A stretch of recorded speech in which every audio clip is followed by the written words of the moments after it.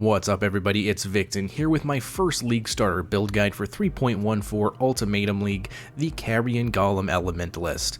Now my goal with this build and guide was to deliver you guys a super solid budget summoner build that is beginner friendly and explains everything you need to know, not only leveling passive skill tree paths, gear and gem setups, but also leveling tips and gear upgrade order as well.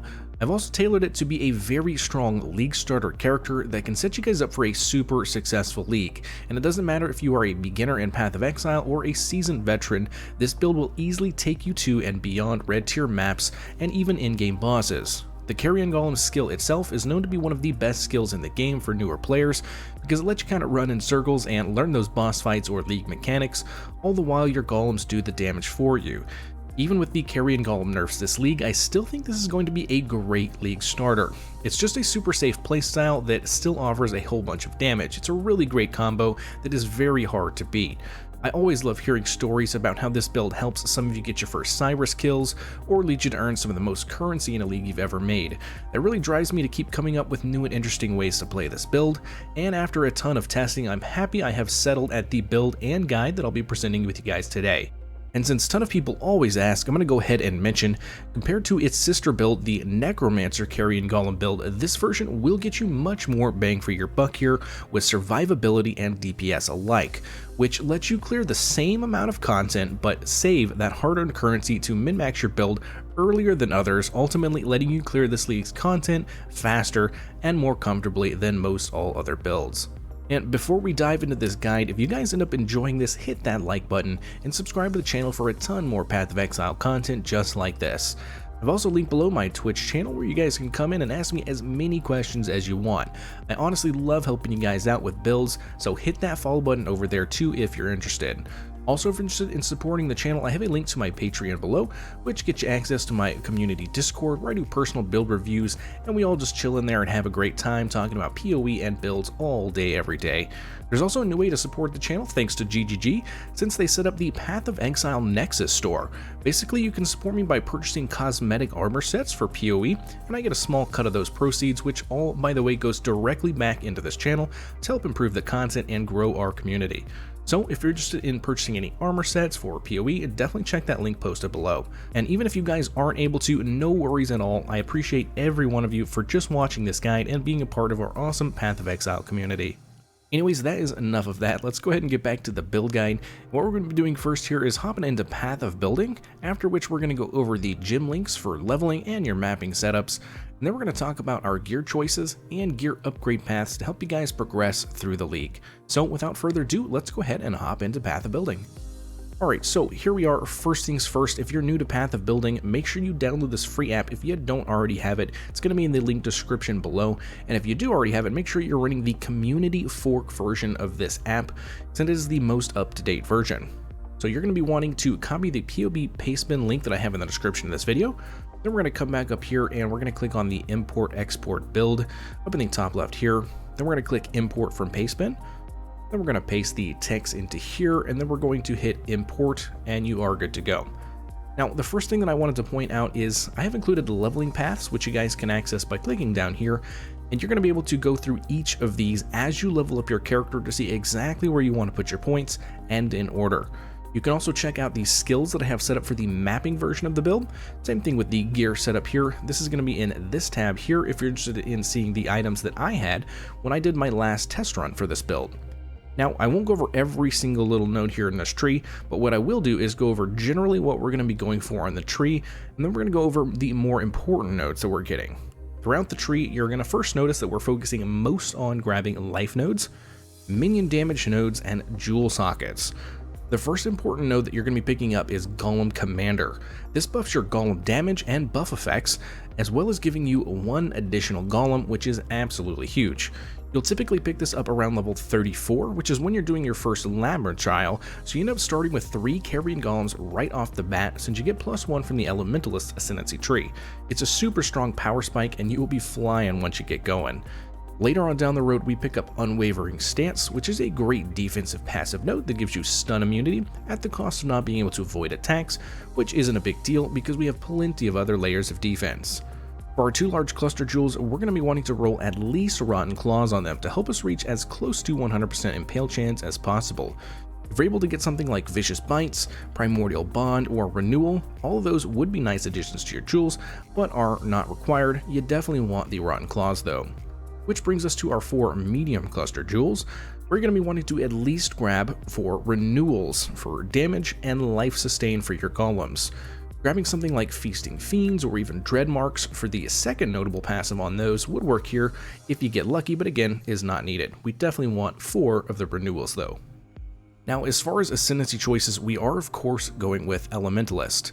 And tons of people always ask me about Necromancer versus Elementalist, and to make a long story short, the Elementalist is much cheaper to take to in-game compared to the more expensive Necromancer version, which usually focuses on aura stacking. You won't be able to min-max for as much damage way into the endgame, but you're still very tanky and have great DPS with the Elementalist, so I am totally fine with it. If you want a more in-depth look at the differences between the two, I actually do have a video on that, which will be linked in the description below. Within Elementalist, our first note here is going to be Liege of the Primordial for +1 to max golems, alongside some nice golem buff effect, which helps our physical damage mitigation through Chaos Golems. And also golems will be resummoned 4 seconds after dying. This is incredibly helpful in the in-game, not needing to summon our golems if they do happen to die. Next, you're going to be picking up Elemancer for another +1 to maximum golem, 100% ailment immunity, which is huge for defensive boost, and even more golem buff effect. At this point, you're going to have 4 golems, and my suggestion should be to use 4 Carrion Golems. Once you get your 5th golem from picking up a Clay Shaper weapon, which we'll talk about later, you should add on a Chaos Golem, but until then, just stick with 4 Carrion Golems. For your 3rd Ascendancy node, we're going to be wanting to go with Bastion of Elements. This is a fantastic elemental damage shield that, comboed with your close to 90% physical damage mitigation, makes you super tanky. This node did get a 25% nerf this patch, and incorrectly here says 100 points of damage. It should be actually 75 points of damage now with the nerf. A nerf indeed, but it will still be very strong. For your last 2 points, when you complete your Uber Labyrinth, we're going to be picking up Shaper of Storms for shock chance. We're going to be proccing the free 2 seconds of shock by using our Flame Dash over bosses. It's not the best way to do it, but we are short on gems here, and it'll still get the job done, giving us 15% more damage multiplier for bosses, so it is still very strong. And that is it for our Ascendancy points, so let's go ahead and move on to our gem links. Let's first go over our leveling gem setup. This is the shorthand version of what you're going to be wanting to rock. From levels 1 through 10, you're going to be using Holy Flame Totem and Summon Raging Spirits, and then from 10 to 34, you're going to be picking up a 4-link SRS and a 4-link combo of Skeletons and Zombies. And then at level 34 and beyond, you do make the switch to Carrion Golems and continue on with your Skeletons and Zombies as your backup damage. Your main links for leveling until 34 will be SRS, Minion Damage, Infernal Legion, and Elemental Focus, and in that order of importance. This is such a great AoE clearing ability and makes for very fast leveling. Comboed SRS with Holy Flame Totem, Flame Wall, and Combustion, it's going to shred a whole bunch of enemy fire resistance and make for a ton of AoE clearing and even single target damage in the early stage of the game, until you add in Skeletons, Zombies, melee physical damage, and Maim, which later turns into Skeletons, Zombies, Feeding Frenzy, and Maim to help buff your Carrion Golems at level 34.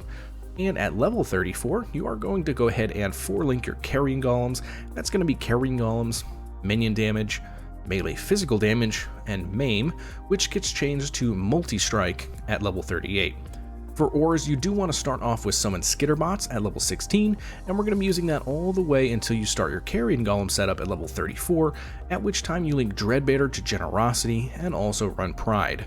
A lot of people ask about Spectres early on, but honestly, I wouldn't suggest using them until you get to maps where they're going to be able to survive a little bit better, or until you get a Wraith Lord unique helmet, which we'll talk about later.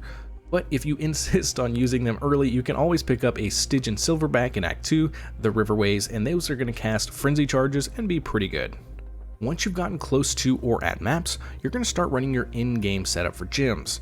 For Carrion Golems, we're going to go with Carrion Golems, Minion Damage, Melee Physical Damage, Multi-Strike, Brutality, and for your 6th link, we're going to add in Impale. For your specters and zombies, we're going to go with blood magic and meat shield. And remember, blood magic is needed for raised specters, so your 2 carnage chieftains and 1 host chieftain can cast their power and frenzy charges with life instead of mana. Otherwise, they're never going to be casting enough for it to be beneficial to you. Also, since your zombies will die occasionally, summoning them back isn't too bad since it's going to be on blood magic, so that's a nice little quality of life boost. For your utility skills, we're going to go with Convocation, Flame Dash, Vol Molten Shell, which you should be having on your left click so it can auto cast Molten Shell 24/7, and Second Wind. For your last 4 link, we're going to go with Summon Chaos Golem, Feeding Frenzy, Maim, and Desecrate. We're going to keep Desecrate at level 1 to keep the mana cost low. For your auras, we're going to put these in one of our weapons, and we're going to go with Dread Banner, Generosity, and Flesh and Stone. For your second weapon, we're going to go with Flesh Offering, and then the last 2 gems kind of our personal preference, but I went with Portal and Enduring Cry. You could even maybe use something like Vol Grace or Vol Haste instead of Enduring Cry, it's totally up to you. And lastly for gems here, we have 2 unset rings, and in the first one we're going to have Pride, hopefully in a +1 to a +3 level of Socket gem for some extra damage, but honestly it's not needed, it's just a bonus. And for our second unset ring, we have Assassin's Mark for extra damage on bosses. And that is it for our gym setups, so let's go ahead and talk about our gear. Now, as we talk about gear here, I'm going to be going over upgrade order as well, but stick around to the end of this section for a more in-depth gear upgrade order. I'm also going to be going over hardcore and solo self-found options as well. Let's first start off with our weapon. As we're going to level up, we really just want to focus on finding something with minion damage and resistances. To get minion damage on any weapon, you can always use an Essence of Fear for the easy peasy minion damage. And for resistances, best case scenario would be getting something with chaos resistance on there too, but any resistance works just fine. For your very first upgrade for the build, you're actually going to be getting a Clay Shaper.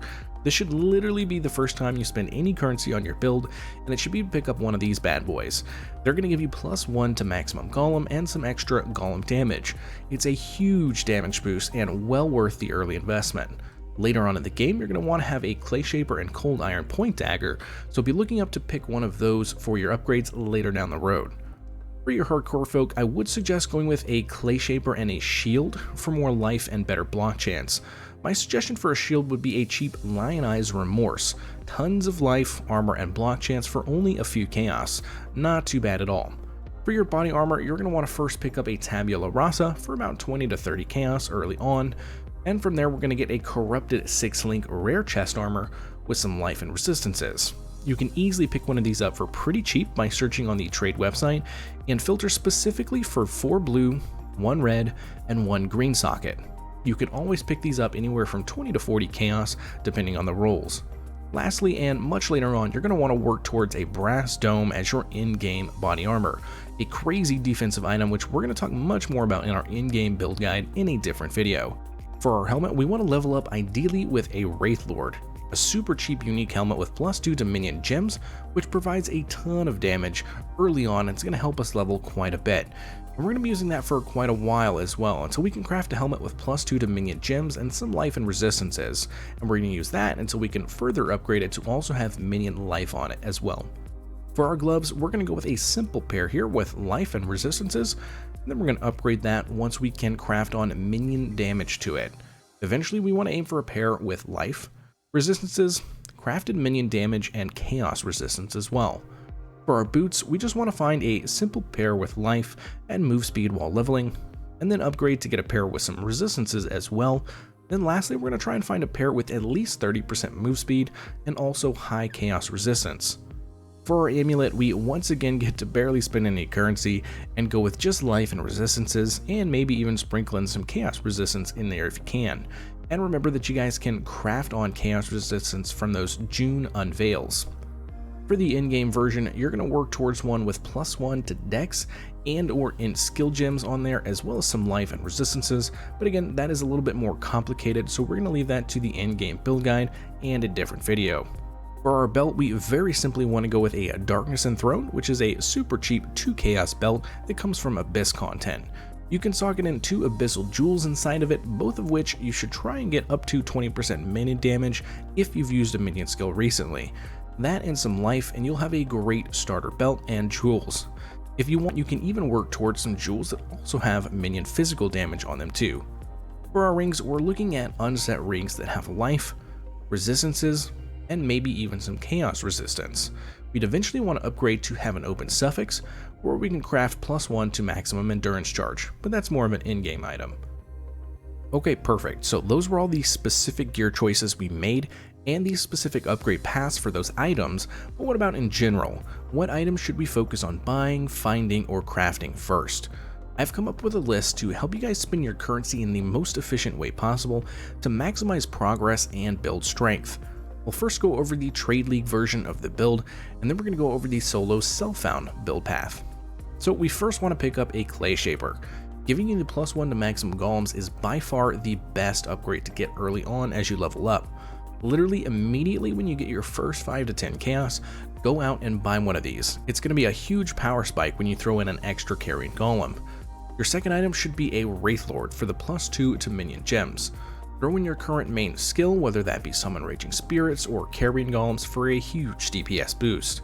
Next, you're going to want to focus on getting a Tabula Rasa. Early on, these go for about 20 to 30 chaos. I'd personally not suggest farming the Humility Divination cards unless you're in solo self-found for this. Just run maps and you'll eventually get enough currency for that Tabula Rasa. Again, this is going to be a massive DPS increase. After that, we're going to grab a Darkness Enthroned belt for a whopping 2 chaos and 2 accompanying jewels, which are going to get up to 20% increased minion damage if you've used a minion skill recently, and hopefully a little bit of life as well. From there, you're going to upgrade your rings to get 2 unset rings, so you can start running Assassin's Mark for extra boss damage. Having both of these unset rings, it's going to let you use all of your skills, so that is very useful.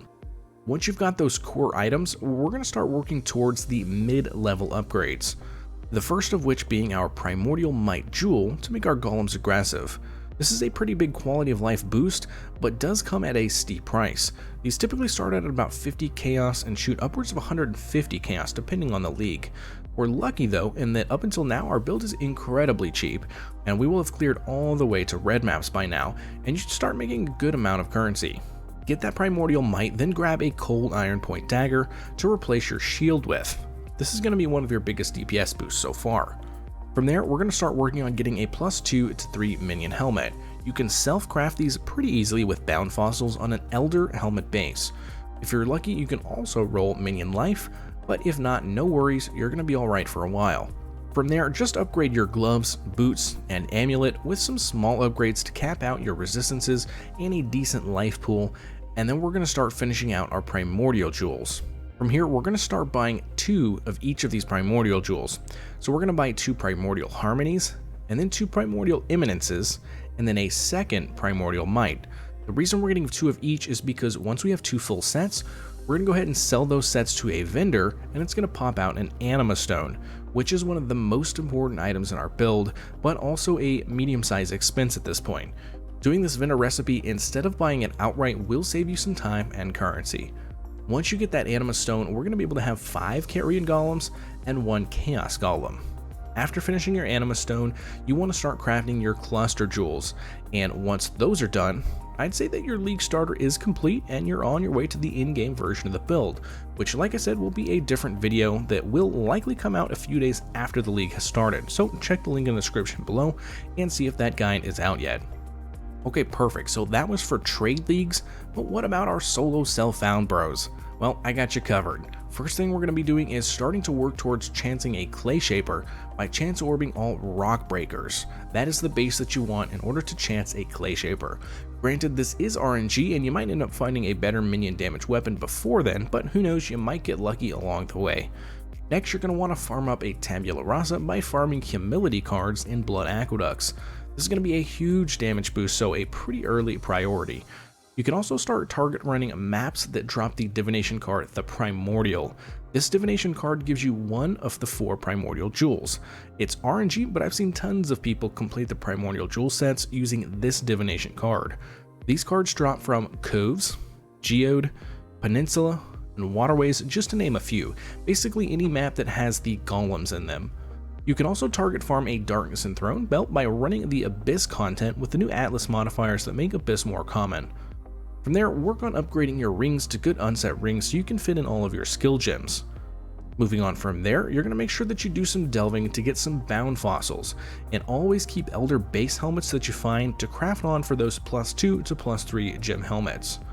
Once you have a decent minion helmet, start upgrading your other items like gloves, boots, amulet, and shield so you can have cap resistances and a strong life pool. You can also target farm maps to drop the Rite of Elements Divination card for a chance at a level 21 Corrupted Golem gem, which hopefully will be a 21 Carrion Golem or maybe even a 21 Chaos Golem. As you upgrade your gear, make sure to keep all of your minion-related cluster jewels so you can alteration spam and roll for Rotten Claws on your large cluster jewels and renewal on your medium cluster jewels. Hitting those mods specifically with alteration orbs is not too much of a problem, it's just making sure that you actually get those minion cluster jewels to drop in the first place. You can also target farm our in-game chest, the Brass Dome, by running the Maze of the Minotaur. And one last tip that is not on here, since it's not easy to get a Cold Iron Point dagger because there are so many different uniques with the rune dagger and we can't chance orb it, we do prioritize getting a Convoking Wand with +1 to minion and intelligence skill gems. Those wands would be best in slot for a solo self-found build. If you're interested in that, definitely check out my crafting tutorial on how to make one of those for yourself. And that's really it for target farming in solo self-found. I've actually honestly been surprised by how many people say they play this build very successfully in solo self-found, even without the primordial jewels. If you're not lucky with getting those, and just the 2 clay shapers, you can easily push to the end game with solo self-found gear with this build. I've actually personally done it myself, and it was honestly a breeze, and I had a blast. So rest assured friends, it is possible. And with build upgrade paths out of the way, that does bring the build guide to my final thoughts. Even with this build getting a bit of a nerf this league, I do believe it's going to once again be a top tier skill and fantastic league starter that I actually personally plan on doing myself as my league starter. You can nerf Carrion Golem damage, but you can never nerf the playstyle of aggressive Carrion Golems. They just jump around like crazy little monsters and clear really well, all the while you're just kind of running in circles and trying not to die to bosses or maps. It makes for a really safe and rewarding playstyle that I personally have always felt is one of the best for newer players specifically. And hey, even me being a player of this game for years and years, I still find this playstyle to be the best. Yeah, you're just never going to be able to nerf that. It's always going to be strong. That mixed with this build being a very cheap league starter to get running, you're really going to get to be able to pool your currency and not have to spend it for a while until you get far into the end game. It helps you guys progress faster and further than others with less efficient league starter builds, so I always recommend these Carrion Golem builds as the best league starters out there, and definitely still will this league. But yeah, if you enjoyed this guide and it helped you out in any way, do hit that like button and subscribe to the channel for a ton more upcoming content in the months ahead with Ultimatum League. Check out my Patreon and Nexus store if you're interested in supporting the channel. And to everyone out there, if you made it this far into the video, you guys seriously rock, and I appreciate you guys more than you know. Thanks everybody, and I will catch you all in the next one.